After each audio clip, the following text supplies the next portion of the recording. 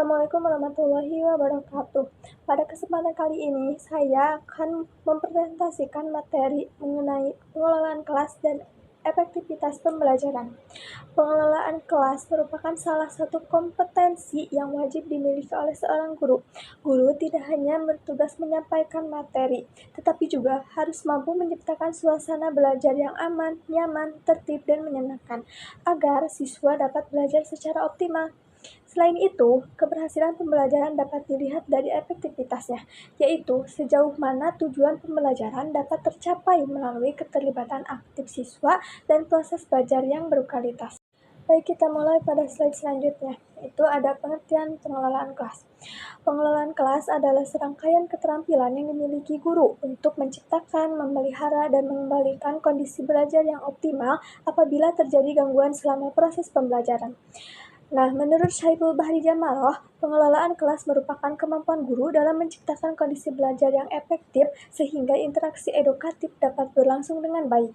Sementara itu, menurut Muyasa, pengelolaan kelas adalah kemampuan guru dalam menciptakan iklim pembelajaran yang kondusif dan mengendalikannya ketika muncul masalah. Nah, dari pengertian tersebut dapat disimpulkan bahwa pengelolaan kelas bukan hanya mengatur tempat duduk atau menjaga ketertiban, tetapi juga mengelola seluruh proses pembelajaran agar siswa dapat belajar dengan nyaman, aktif, dan mencapai tujuan pembelajaran. Nah, pada slide berikutnya ada komponen pengelolaan kelas. Dalam pengelolaan kelas terdapat beberapa komponen penting. Nah, komponen pertama adalah menciptakan dan memelihara iklim pembelajaran yang optimal. Guru harus menunjukkan sikap tanggap terhadap kondisi kelas, memperhatikan seluruh siswa, memberikan petunjuk yang jelas, memberikan teguran secara bijaksana, dan memberikan penguatan kepada siswa yang menunjukkan perilaku positif. Nah, komponen kedua adalah mengendalikan kondisi belajar yang optimal. Guru dapat melakukan modifikasi perilaku dengan membiasakan perilaku baik, memberikan penghargaan, mengurangi perilaku negatif, mengelola kerja kelompok, menyelesaikan konflik, serta menggunakan humor atau pendekatan yang menyenangkan untuk mengurangi ketegangan di kelas. Nah, dengan adanya dua komponen ini, proses pembelajaran dapat berjalan secara efektif dan maksimal. Nah, selanjutnya ada tujuan pengelolaan kelas. Tujuan utama pengelolaan kelas adalah menciptakan suasana belajar yang memungkinkan siswa berkembang secara maksimal sesuai dengan potensi yang dimilikinya.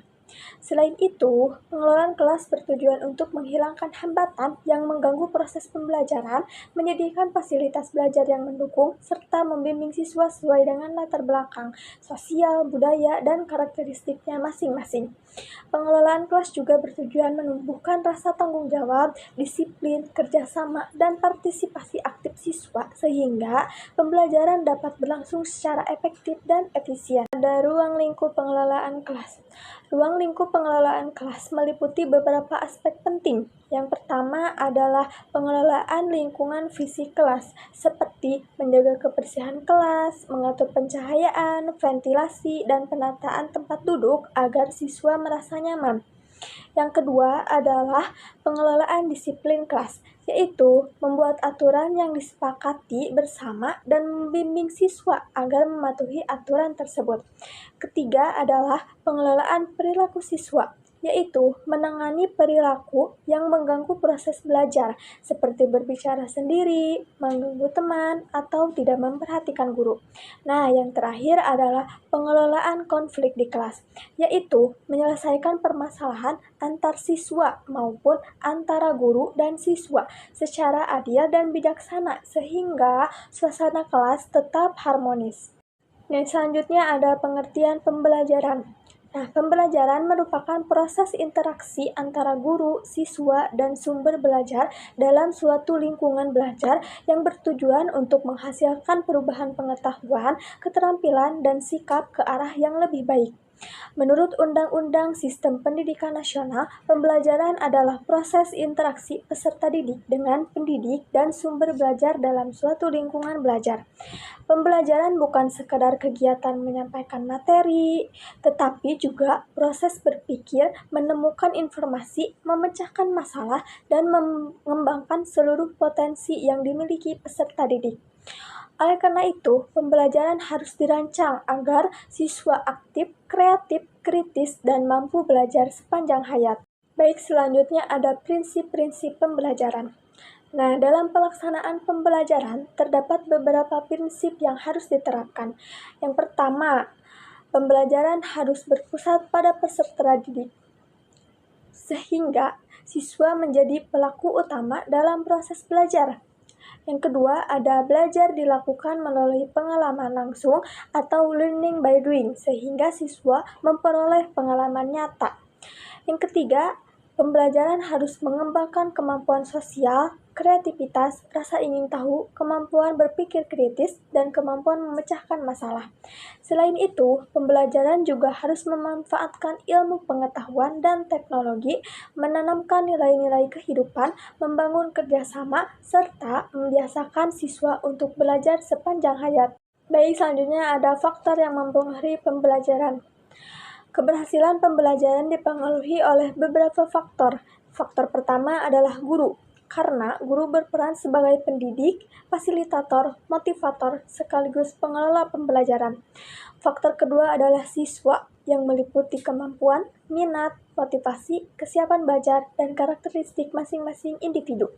Nah, yang faktor ketiga adalah sarana dan prasarana, seperti media pembelajaran, buku, laboratorium, ruang kelas, dan fasilitas lainnya yang mendukung proses pembelajaran.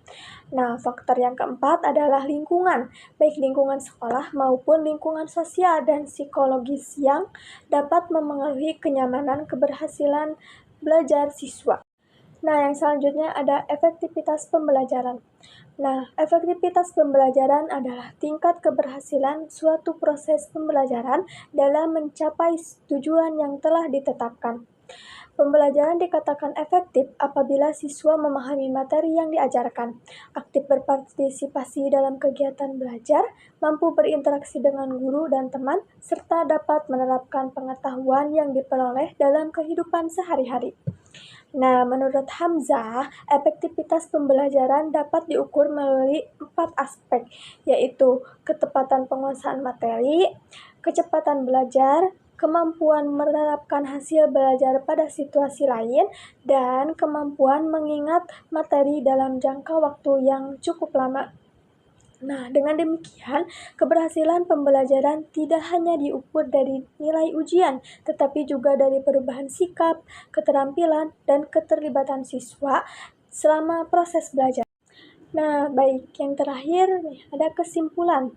Nah, sebagai penutup, dapat disimpulkan bahwa pengelolaan kelas merupakan kemampuan guru dalam menciptakan dan mempertahankan kondisi belajar yang kondusif sehingga proses pembelajaran dapat berlangsung secara efektif.